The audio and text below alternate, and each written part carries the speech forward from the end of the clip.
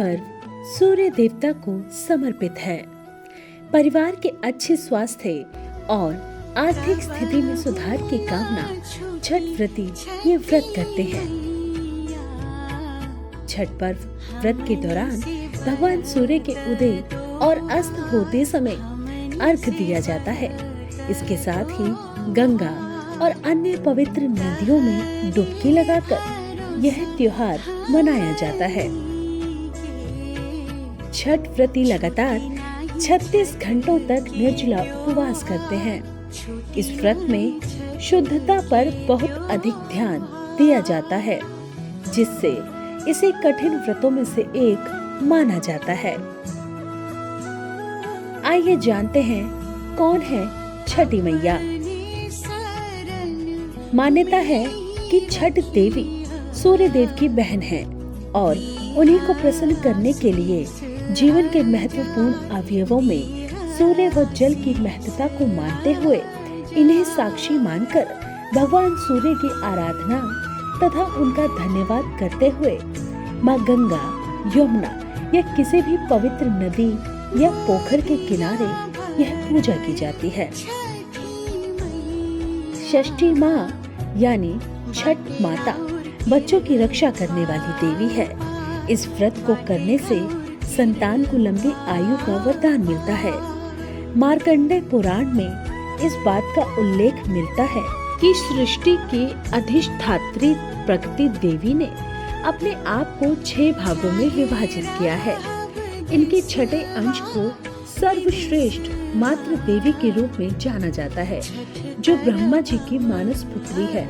वो बच्चों की रक्षा करने वाली देवी है।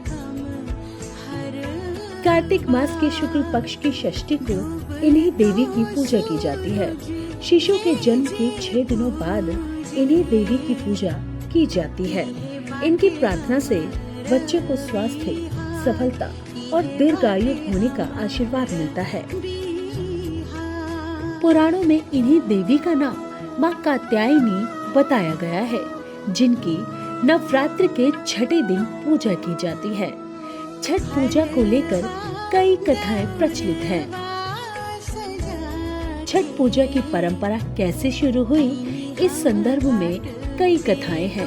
मान्यता के अनुसार छठ पर्व की शुरुआत त्रेता युग से हुई थी, जब राम सीता 14 साल के वनवास के बाद अयोध्या लौटे थे। तब रावण वध के पाप से मुक्त होने के लिए उन्होंने ऋषि मुनियों के आदेश पर राज सूर्य यज्ञ करने का फैसला लिया। पूजा के लिए उन्होंने मुग्दल ऋषि को आमंत्रित किया। मुग्दल ऋषि ने माँ सीता पर गंगा जल छिड़ककर पवित्र किया और कार्तिक मास के शुक्ल पक्ष की षष्ठी तिथि को सूर्य देव की उपासना करने का आदेश दिया।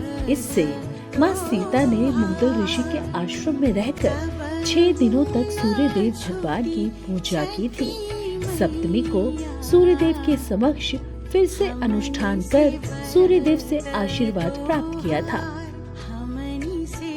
इसके अलावा इस पर्व को सूर्य पुत्र कर्ण ने सूर्य की पूजा करके शुरू किया था। कहा जाता है कि कर्ण भगवान सूर्य के परम भक्त थे और वो रोज घंटों तक पानी में खड़े होकर उन्हें अर्घ्य देते थे। सूर्य की कृपा से ही वह महान योद्धा बने। आज भी छठ में अर्घ्य दान की यही परंपरा प्रचलित है। व्रत के संदर्भ में एक अन्य कथा के अनुसार जब पांडव अपना सारा राजपाट जुए में हार गए थे, तब द्रौपदी ने छठ व्रत रखा था। इस व्रत के प्रभाव से ही उनकी सभी मनोकामनाएं पूरी हुई तथा पांडवों को राजपाट वापस मिल गया। आइए अब जानते हैं कि क्या है छठ का पौराणिक महत्व। पुराणों के अनुसार प्रियव्रत नाम के एक राजा की कोई संतान नहीं थी। इसके लिए उसने हर जतन कर डाले, लेकिन कोई फायदा नहीं हुआ।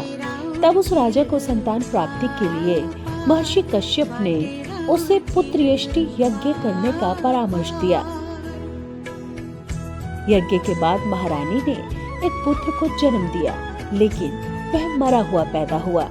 राजा के मृत बच्चे की सूचना से पूरे नगर में शोक छा गया। कहा जाता है कि जब राजा मृत बच्चे को दफनाने की तैयारी कर रहे थे, तभी आसमान से एक ज्योतिर्मय विमान धरती पर उतरा। इसमें बैठी देवी ने कहा, मैं षष्ठी देवी और विश्व के समस्त बालकों की रक्षिका हूँ। इतना कहकर देवी ने शिशु के मृत शरीर स्पर्श किया, जिससे वह जीवित हो गया।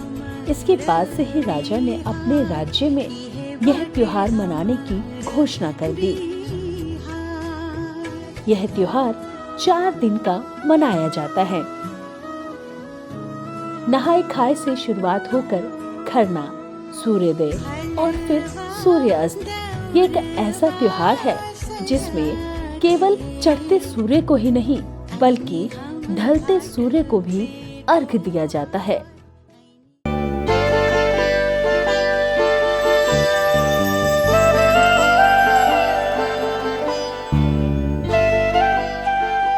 आप हमारे संत वाणी चैनल को सब्सक्राइब करें, वीडियो को लाइक करें, शेयर करें और हाँ, बेल आइकन पर क्लिक करना बिल्कुल ना भूलें, ताकि हमारी किसी भी वीडियो की सूचना सबसे पहले आपको मिले।